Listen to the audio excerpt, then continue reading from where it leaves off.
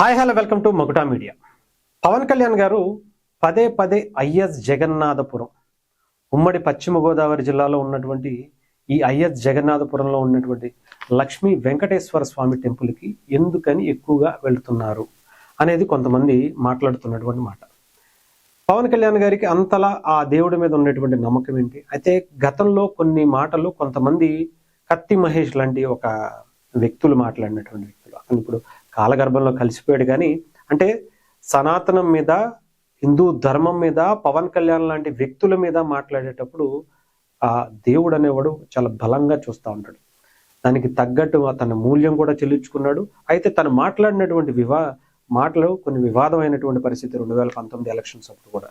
అయితే ఈ ఐఎస్ జగన్నాథపురాన్ని గతంలో కూడా వెళ్ళారు పవన్ కళ్యాణ్ గారు. అంతకుముందు సినిమాల్లో ఉన్నప్పుడు కూడా వెళ్ళారు. ఇప్పుడు గెలిచిన తర్వాత కూడా ఇది రెండోసారి అనుకుంటా. పదే పదే అక్కడికి ఎందుకు వెళ్తున్నారు? ఈ కత్తి మహేష్ చేసినటువంటి వ్యాఖ్యలు ఏంటంటే అక్కడ ఏ క్షుద్ర పూజలు చేశారు, పవన్ కళ్యాణ్ గారు అర్ధరాత్రి పూట వెళ్ళారు అని చెప్పి ఇప్పుడు 2019 ఎలక్షన్స్ ముందు కొంతమందిని తీసుకుని వెళ్ళారు అని చెప్పి చెప్తున్నారు. ఇక్కడ నిజంగానే పవన్ కళ్యాణ్ గారు అక్కడికి వెళ్ళారా? వెళితే కనుక అలాంటి ఏమన్నా పూజలు చేశారా? అక్కడ నిజంగా అలాంటి పూజలు చేస్తారా? ఇది తెలుసుకునేటువంటి ప్రయత్నం చేద్దాం. లాస్ట్ వరకు చూడండి. దయచేసి నచ్చితే సబ్స్క్రైబ్ చేయండి, షేర్ చేయండి. ఇకపోతే ఐఎస్ జగన్నాథపురానికి నాకు బాగా దగ్గరైనటువంటి ప్లేస్ అది. నేను పుట్టినటువంటి పెరిగినటువంటి ప్లేస్కి చాలా దగ్గరగా ఉండేటువంటి ఊరు. చాలా ఆ ఊరు గురించి, ఆ ఊరి ప్రాముఖ్యత గురించి కూడా నేను నా చిన్నప్పటి నుంచి వింటానే ఉన్నాను. అంటే చిన్న తిరుపతి అంటాం, అంటే ద్వారకా తిరుమలకి దాదాపు చాలా కొద్దిగా దూరమే. ఆ కొద్దిగా దూరంలో ఉండేటువంటి ఐఎస్ జగన్నాథపురంలో ఈ లక్ష్మీ నరసింహస్వామి టెంపుల్ స్వయంభుగా వెలచారు. అంటే ఒక వ్యక్తికి అటు గుండా వెళ్ళేటువంటి ఒక వ్యక్తికి ఆయన మాటలు వినపడి వెళ్ళి చూస్తే అక్కడ ఒక కొండ రూపంలో అక్కడ కనిపించారు. దాన్ని తీసుకుని గుడి ప్రతిష్ఠించారు. ఆ తర్వాత చాలా చాలా ప్రాముఖ్యత కలిగినటువంటి వ్యక్తిగా, అంటే స్వయంభుగా వెలవటం, అక్కడ ఉండేటువంటి భక్తుల నమ్మకం ఇంకా పెరగటం, ఆ భక్తుల నమ్మకానికి తోడు అక్కడ ఆయన ఏదన్నా కోరుకుంటే అది 100% నెరవేరుతుంది అనేటువంటి ఆ సంకల్ప బలం ఎక్కువ మందిలో ఉంది. చాలా మందికి అది నిజమైంది కూడా. దానికి ఉదాహరణగా చెప్పాలంటే ఆ చుట్టుపక్కల గ్రామాల్లో ఎక్కువగా కూడా, అంటే ఆ గుడి చుట్టూ ఉండేటువంటి గ్రామాలన్నీ కూడా లక్ష్మీ నరసింహస్వామి, లక్ష్మీ నరసింహ, లక్ష్మి అనే పేర్లతో ఎక్కువ మంది జనాలు ఉంటారు.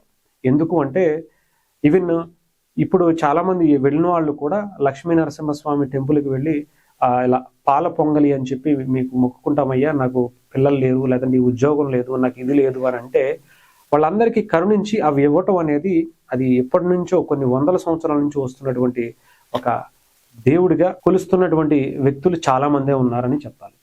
అలాంటి వ్యక్తి అక్కడ కొన్ని హోమాలు కూడా చాలా ప్రాముఖ్యత ఉంటుంది. అది కూడా అర్ధరాత్రి పూట ఆ క్షుద్ర పూజలు లాంటివి అయితే అసలు జీరో, అక్కడ ఎలాంటి పరిస్థితే లేదు. అలాంటివి ఎప్పుడు జరగలేదు, జరగవు కూడా. ఇప్పటి వరకు అలాంటి ఆనవాళ్లు కూడా లేవు. అంటే కొంతమంది అజొత్తం తినేటువంటి కత్తి మహేష్ లాంటి వ్యక్తులు ఇప్పుడు అతను పోయాడులే కానీ అతని గురించి మాట్లాడుకోవడం కూడా వేస్ట్. కానీ అంటే ఏదో ఒకటి సనాతన ధర్మం మీద, హిందూ దేవుళ్ళ మీద అలాంటి చౌకబారు మాటలు, తెలియని వ్యక్తులు చేసేటువంటి మాటలను పట్టించుకోవాల్సిన అవసరం లేదు. దానికి మూల్యం కూడా తను చెల్లించాడు అనుకోండి. ఇకపోతే పవన్ కళ్యాణ్ గారు ఆ దేవుడికి సంబంధించినటువంటి ప్రాముఖ్యత బాగా తెలుసుకున్నటువంటి వ్యక్తి. అందుకని గతంలో సినిమాలు చేసినప్పుడు కూడా ఈవెన్ 2019కి ముందు కూడా ఆయన వెళ్ళటం జరిగింది. ఎస్పెషల్లీ ఎర్లీ మార్నింగ్, తెల్లవారుజామున ఆ గుడికి వెళ్ళి దర్శనం చేసుకోవడం కూడా గతంలో ఒక వివాదం అయింది. అంటే ఎవరికి చెప్పకుండా ఆయన వెళ్ళారు.